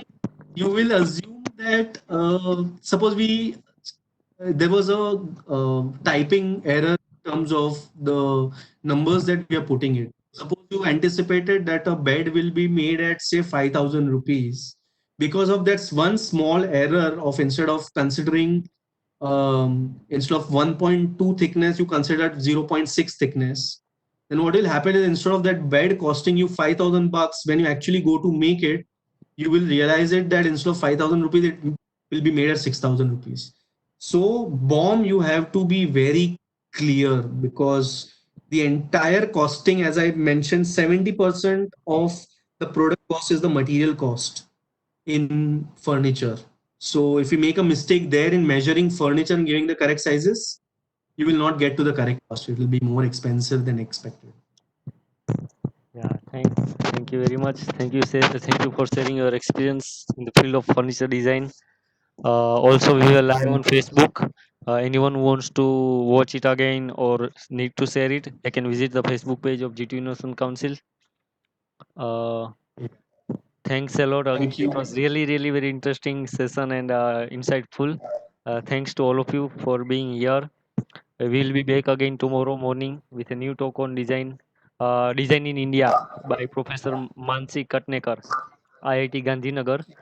She'll be talking about how design started in India and journey of design in India. Thanks, Priyam sir, for being Yeah, here. so I would just like to say a bye. I mean, I would like to thank you, Parth and Mitesh, for giving me this opportunity to share as much as possible with the students. So, any of the students, please feel free to get in touch regarding any questions, doubts, placements, whatever you have. I'll try to help out as much as possible. There And will thank you, GTU, for this yeah, wonderful opportunity organizing these talks. These are very useful for people. there were students.